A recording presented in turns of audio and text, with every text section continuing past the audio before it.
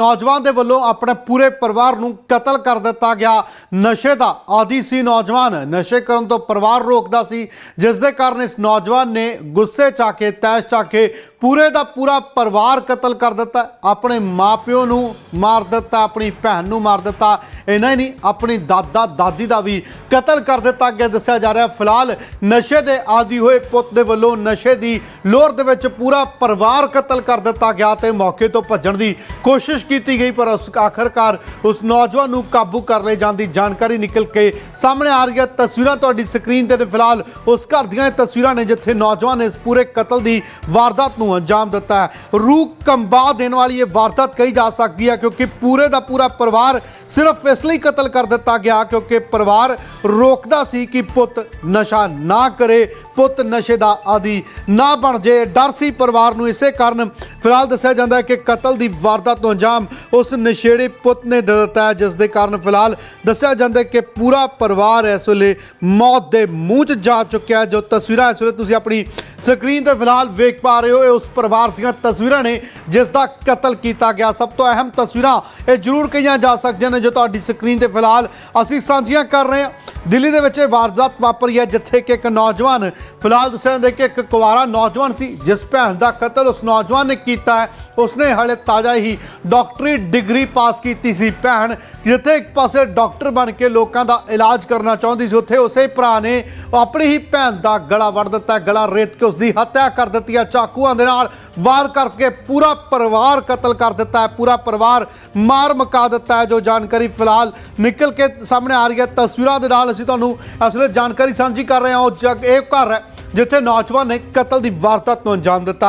नौजवान 25 सालों का, उसका नाम केशव दस्सिया जा रहा है। केशव नशे का आदी सी, फिलहाल दिन भर इधर उधर घूमता रहिंदा सी। नशे की आदत वजह नाल उसने जो परिवारक मैंबर ने अक्सर उसनूं डांटते फटकारते रहंदे सन। अक्सर उसनूं कहा जाता सी कि वह नशा करना छड्ड देवे। घरदियां तो पैसों की मंग लगातार करता सी तां जो अपने नशे की जो लोड़ है उसनूं पूर्ति कर सके, पर नशे की पूर्ति ना कर पाउण दे कारण जो परिवार दे नाल उस अक्सर लड़दा झगड़दा रहिंदा सी। ते आखिरकार इस नौजवान ने अपने ही परिवार के 4 जियां दा बड़ी ही बेरहमी दे नाल कतल कर दिता। 4 जी मौके नाल 5 जियां दा कतल कर दिता। माँ प्यो मार दिते, अपनी ही मां नूं मार दिता। चाकू मार मार के अपने पिता दा चाकू मार के कतल किया गया।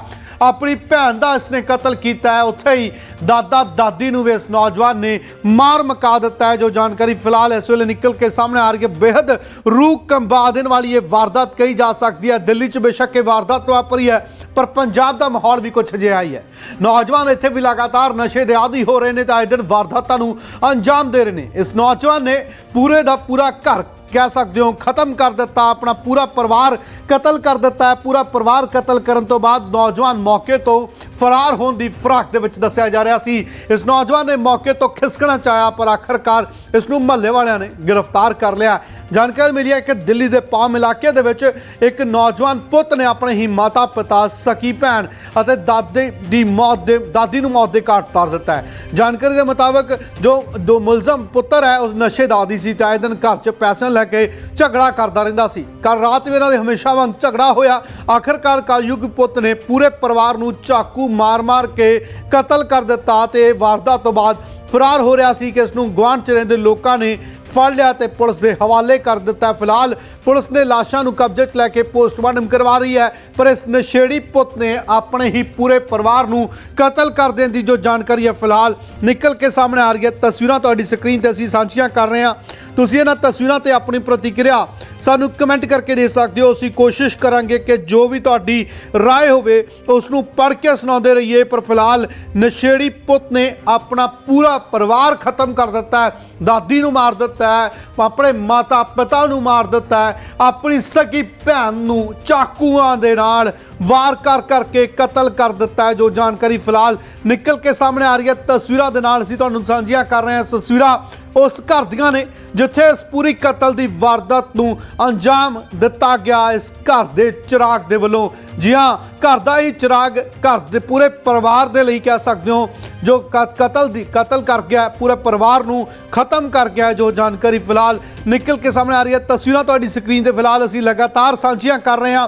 ये तस्वीरां ने जिथे इस परिवार नूं कतल किया गया दस्सिया जा रहा। फिलहाल ਇਹਨਾਂ ਤਸਵੀਰਾਂ ਦੇ ਨਾਲ ਤੁਹਾਨੂੰ ਦੱਸ ਦਈਏ ਕਿ ਇਸ ਪਰਿਵਾਰ ਦੇ ਵਿੱਚ ਨਸ਼ਿਆਂ ਨੂੰ ਲੈ ਕੇ ਲੜਾਈ ਝਗੜਾ ਹੁੰਦਾ ਰਹਿੰਦਾ ਸੀ।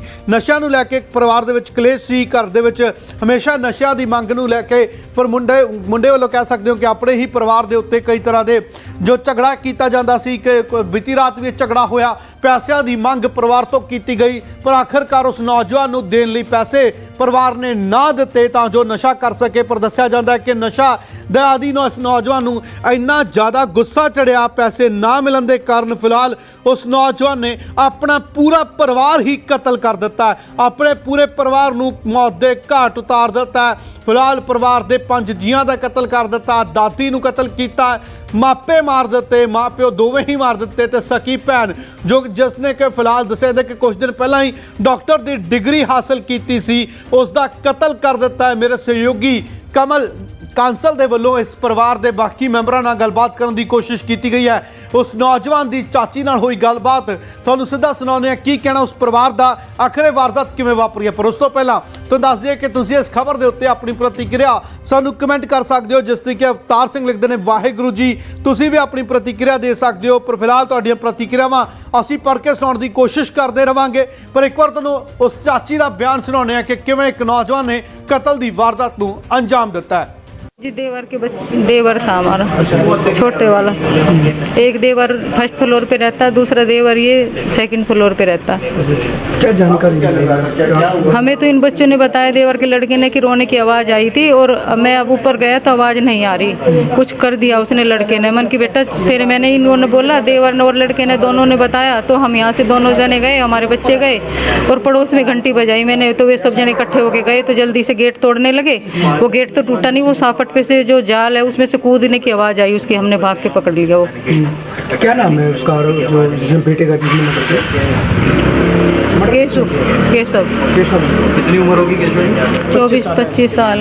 आखिर क्यों, कुछ कारण पता चला क्यों है? नशा करता था जी। नशा करता रोज कहता था तुम्हें मार दूंगा, पैसे दो नहीं तो तुम्हारा आज गला घोट दूंगा, मार दूंगा। 3 बजे तक मैं छत पे छोड़ गई ऊपर अपनी सास को और उसको सुबह हुआ था उसकी मम्मी के साथ झगड़ा। मम्मी बता रही थी हमारी सास, हम छत पे बैठे थे ऊपर कल 3 बजे तक, तो कह रही थी इसकी मम्मी का और इसका दोनों का झगड़ा हुआ है, पैसे मांग रहा था, उसकी मम्मी ने नहीं दिया। मेरे सिर हो रहा है कि पैसे दे नहीं तो मैं मारूंगा तुझे। कह रही मैं कहाँ से दूँ पैसे, पहले तो मैं किराएदार से लेके देती थी, अब वो भी चले गए खाली करके, इसकी वजह से मैं कहाँ से दूँ।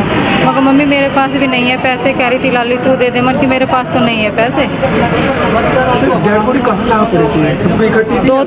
दो तो बाथरूम में पड़ी थी। हम गए तो दोनों मम्मी पापा बाथरूम में डाल रखे थे और दादी को करवट ले डाल रखी थी जैसे कि सो रही है, वो उसको ऐसे कर रखा था और बहन ऐसे करके पड़ी थी। ये गला कट रहा था, इतना बड़ा खून था चारों तरफ और गला कट रहा था ये सारी और ये यहाँ से सीना फाड़ रखा था उसका। पिता को कहाँ पे चौक हुआ? पिताजी हमने बाहर से देखा, हम तो बेहोश हो गए थे, हमें नहीं देखा पूरा। नाम क्या था पूरे परिवार में? पिताजी का क्या नाम था? दादी का दीवानो देवी था, पापा का नाम दिनेश था, लड़के के पापा का नाम था दिनेश और मम्मी का नाम था दर्शन और लड़की का नाम था, उसकी बहन का नाम था उर्वशी। कितनी उम्र थी बहन की? और 1 साल की छोट बढ़ाई थी, वो 25 साल का था, ये 24 साल की थी। अभी डिग्री मिली थी डॉक्टरी की उसको लड़की को। मदर और फादर की क्या उम्र रही होगी? पिता और मदर की और फादर की होगी 42-43 साल के लगभग। दादी काफी दूर? दादी होगी 80 के करीब की होगी, 70 के करीब होगी। लड़के को पकड़ लिया था आप लोगों ने? हाँ जी, वो भाग रहा था, हम उसके पीछे भाग के, किसी ने बाहर से कुंडी लगा दी, पड़ोसियों ने, कुछ हमने लगा दी, निकल नहीं दिया, स्टार्ट कर ली थी, स्कूटी लेके भाग रहा था अपने पापा की बैग लेके।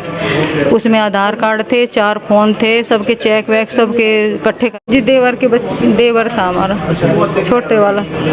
एक देवर फर्स्ट फ्लोर पे रहता है, दूसरा देवर ये सेकंड फ्लोर पे रहता है। क्या जानकारी हमें तो इन बच्चों ने बताया देवर के लड़के ने कि रोने की आवाज़ आई थी और मैं अब ऊपर गया तो आवाज़ नहीं आ रही।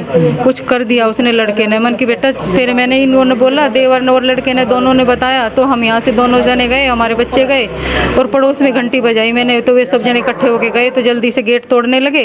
वो गेट तो टूटा नहीं, वो साफट पे से जो जाल है उसमें से कूदने की आवाज़ आई, उसकी हमने भाग के पकड़ लिया। वो क्या नाम है उसका जो जिसमें बेटे का जिसमें मतलब केशव केशव केशव कितनी उम्र होगी केशव? 24-25 साल। आखिर क्यों, कुछ कारण पता चला क्यों है? नशा करता था जी। नशा करता। रोज कहता था तुम्हें मार दूंगा, पैसे दो नहीं तो तुम्हारा आज गला घोट दूंगा, मार दूंगा। 3 बजे तक मैं छत पे छोड़ गई ऊपर अपनी सास को और उसको चला गया। सुबह हुआ था उसकी मम्मी के साथ झगड़ा। मम्मी बता रही थी हमारी सास, हम छत पे बैठे थे ऊपर कल 3 बजे तक, तो कह रही थी इसकी मम्मी का और इसका दोनों का झगड़ा हुआ है, पैसे मांग रहा था, उसकी मम्मी ने नहीं दिया। मेरे सिर हो रहा है कि पैसे दे नहीं तो मैं मारूंगा तुझे। कह रही मैं कहाँ से दूँ पैसे, पहले तो मैं किराएदार से लेके देती थी, अब वो भी चले गए खाली करके, इसकी वजह से मैं कहाँ से दूँ। मगर मम्मी मेरे पास भी नहीं है पैसे। कह रही थी लाली तू दे दे, मन कि मेरे पास तो नहीं है पैसे। डेड बॉडी कहाँ पड़ी थी? सबको इकट्ठी थी? दो तो बाथरूम में पड़ी थी। हम गए तो दोनों मम्मी पापा बाथरूम में डाल रखे थे और दादी को करवट ले डाल रखी थी, जैसे कि सो रही है वो, उसको ऐसे कर रखा था। और बहन ऐसे ऐसे करके पड़ी थी, ये गला कट रहा था, इतना बड़ा खून था चारों तरफ और गला कट रहा था ये सारी और ये यहाँ से सीना फाड़ रखा था उसका। पिता को कहाँ पे चक्कर हुआ? पिताजी हमने बाहर से देखा, हम तो बेहोश हो गए थे, हमें नहीं देखा पूरा। नाम क्या था पूरे परिवार में? पिताजी का क्या नाम था? दादी का? दादी का दीवानो देवी था, पापा का नाम दिनेश था, लड़के के पापा का नाम था दिनेश और मम्मी का नाम था दर्शन और लड़की का नाम था, उसकी बहन का नाम था उर्वशी। कितनी उम्र थी बहन की? और 1 साल की छोट बढ़ाई थी, वो 25 साल का था, ये 24 साल की थी। अभी डिग्री मिली थी डॉक्टरी की उसको, लड़की को। मदर और फादर की क्या उम्र रही होगी? पिता और मदर की और फादर की होगी 42-43 साल के लगभग। दादी काफी दूर? दादी होगी 80 के करीब की होगी, 70 के करीब होगी। लड़के को पकड़ लिया था आप लोगों ने? हाँ जी, वो भाग रहा था, हम उसके पीछे भाग के, किसी ने बाहर से कुंडी लगा दी, पड़ोसियों ने कुछ हमने लगा दी, निकल नहीं दिया, स्टार्ट कर ली थी, स्कूटी लेके भाग रहा था अपने पापा की बैग लेके। उसमें आधार कार्ड थे, 4 फ़ोन थे, सबके चेक वैक सबके इकट्ठे